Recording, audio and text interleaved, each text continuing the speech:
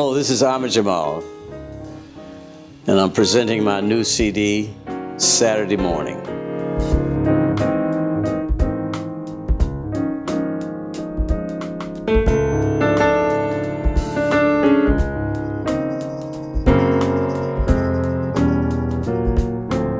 Why did I choose Saturday Morning as a title? Very simple answer. I compose 90% in my home. I was in my home with my two Steinway pianos, grande Steinways, 9-footers that I love. And this was Saturday morning. And I began to play a line with my left and right hand. And I said, I'm going to call this Saturday Morning. That's how it happens. My compositions, they tell me what they want to be called. I don't tell them. They dictate to me after I play what they want to be called. So my composition said to me, I want to be called Saturday Morning. Voila. Finito.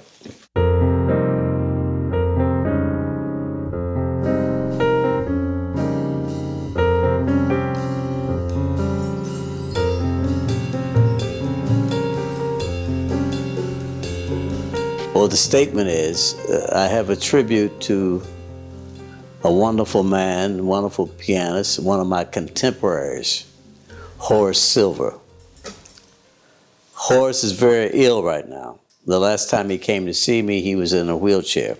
His son came in California to see me at a place I was working, Catalina's. I wrote something 5 years ago when I said, I'm going to call this Silver as a tribute to Horace Silver. So that's the histrionics behind the tribute to Horace Silver. And I hope he hears it. I hope his son tells him about it. I'm sure the news has gotten around because the world is petite. It's very small. So I'm hoping that he will hear this tribute to this great composer, ensemble player like me. He can play solo like I can play solo. But we've always had our ensembles. So we have parallels. So I wrote this song for Mr. Silver.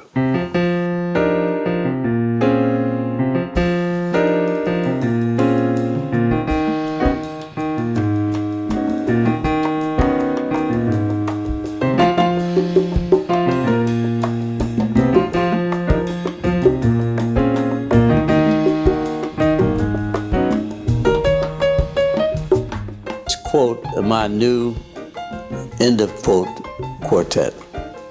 Not really new. It's not really new. The only new person is Reginald Veal. Let's begin with Manolo Badrina, who was with Joe Zawinul, Weather Report, for 30 years.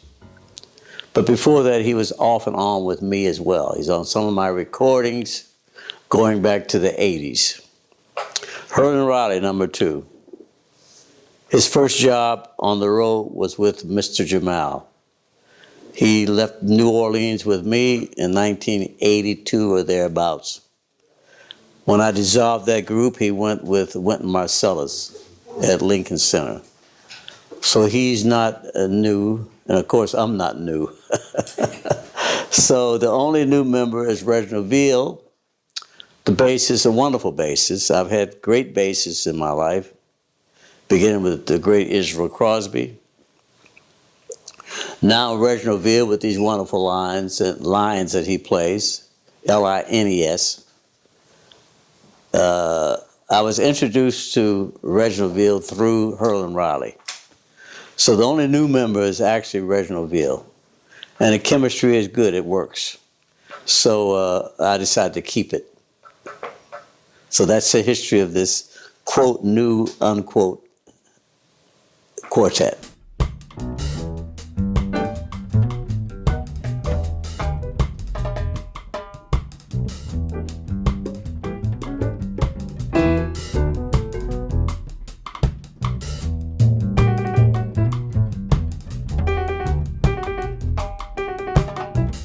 The question is, the statement is about New Orleans and drummers that have worked with me from New Orleans. New Orleans is a special place for musicians like my hometown, Pittsburgh. They're both special places. There are a few other places like New Orleans and Pittsburgh in the United States: Memphis, St. Louis, Kansas City, Philadelphia. That's Pennsylvania. That's the same as Pittsburgh. And then I have to start thinking. So I've had some extraordinary drummers. It just happened that way from New Orleans, beginning with Vernel Fournier. Incredible drummer. Idris Muhammad, one of the great drummers in the world. Herlin Riley. James Johnson, who is also from Louisiana. He went to Pittsburgh at 3 years old, but he was born in Louisiana. So it's a phenomenon, but a natural thing that I didn't look for musicians or drummers from New Orleans. It just happened. And I'm glad it happened. So I've had many of the great drummers from historic, not only great, the historic drummers. And it's just a phenomenon. It happened, and I'm glad it happened.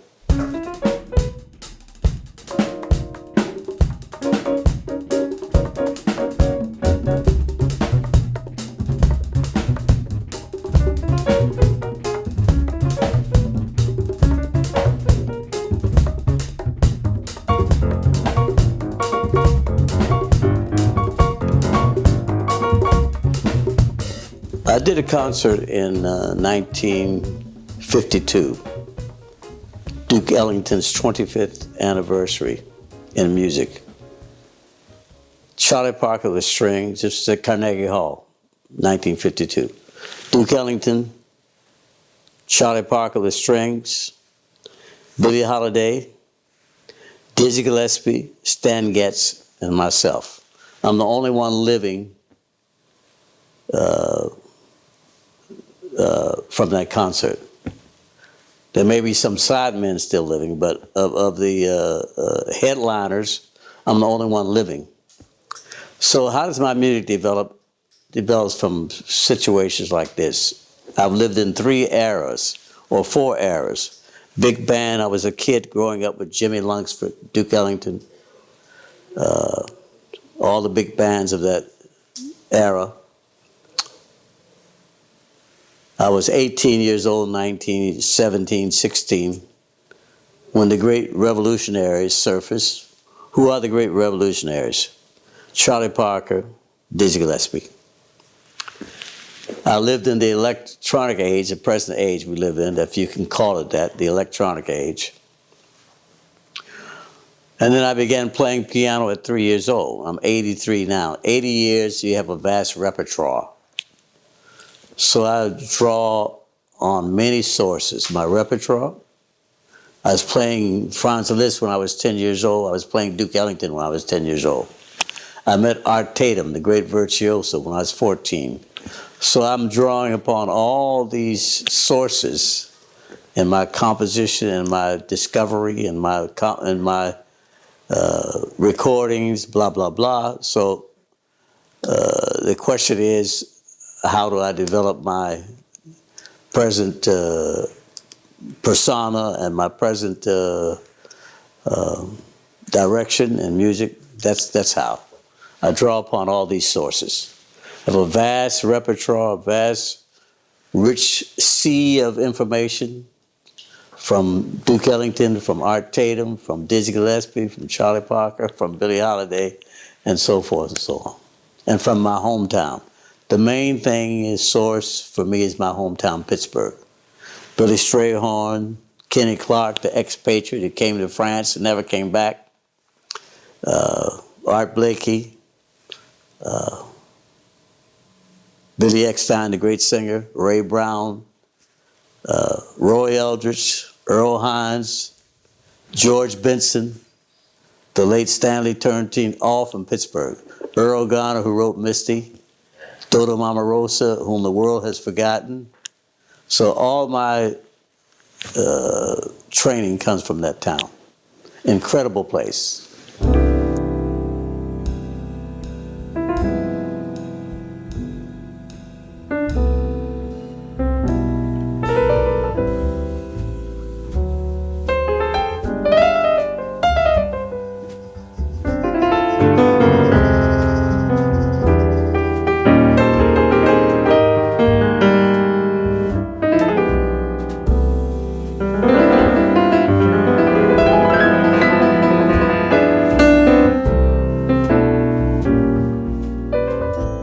How do I listen to, what do I listen to, and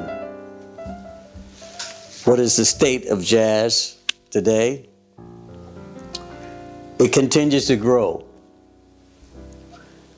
I call it American classical music, as you know. The only art form that developed in the United States, we have two art forms that developed in the United States. American Indian art, which is still not promoted properly, and American classical music / jazz, what most of you call jazz. I call it American classical music. The state of jazz is one that continues to grow and attract thousands of people from all over the world. You have institutions, one institution, many institutions that are teaching music. Berkeley, Manhattan School of Music, Juilliard now, and all over the country there are institutions and universities that are teaching this art form. So it will continue to grow. It is promoted itself. It's not promoted.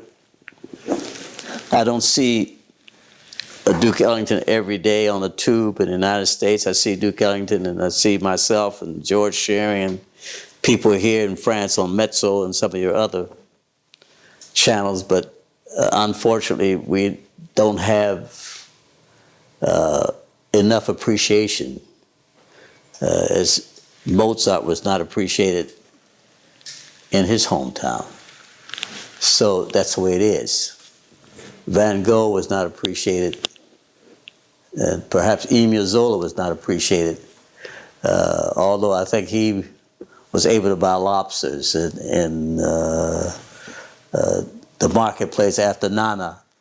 He wrote Nana, and that's what happens. That's why Sidney Bechet left New Orleans and never came back.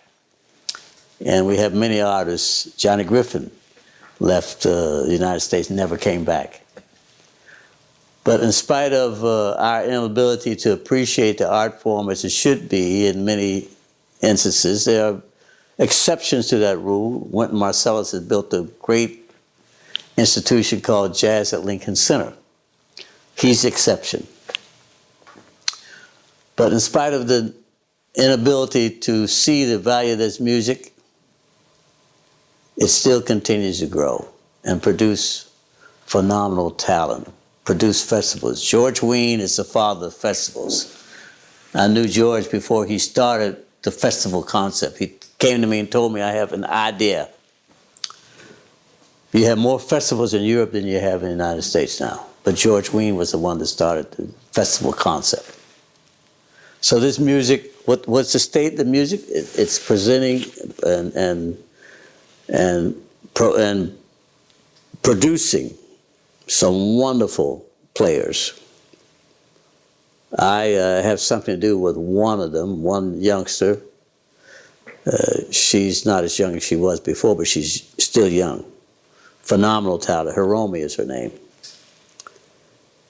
The Yamaha Music Foundation took her when she was 5, 6 years old. And my manager manages her along with me, and I put some of the things I know, people I know, into place to promote her career. I brought her to Marciac, I brought her to Perugia. So there's some phenomenal players out there, Hiromi being one. So that's the state of the art. It keeps growing, growing, growing, and it will continue to grow because the music is powerful and remains powerful and remains one of the great influences throughout the world.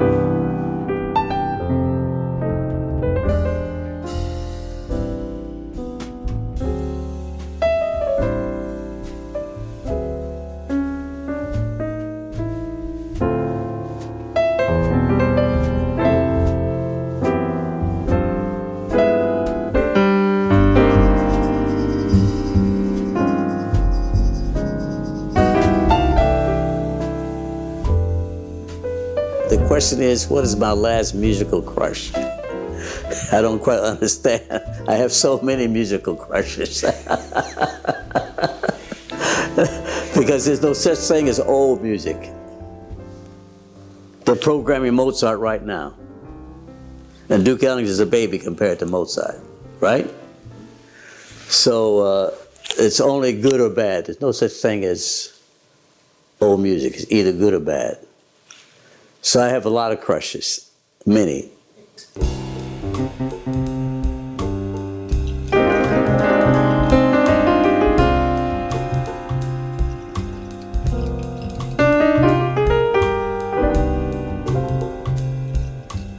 What is one of my favorite recordings of all time? It's a very good question, very interesting one. The answer is Flying Home. Art Tatum, Slam Stewart, Tiny Grimes. Listen to it, everybody. It's one of the great records of all time, and I tell youngsters who want to study this art form to go out and get Flying Home. It's still available by Art Tatum, whom I met when I was 14 years old. Slam Stewart, the great contrabassist. Tiny Grimes. And you won't go wrong.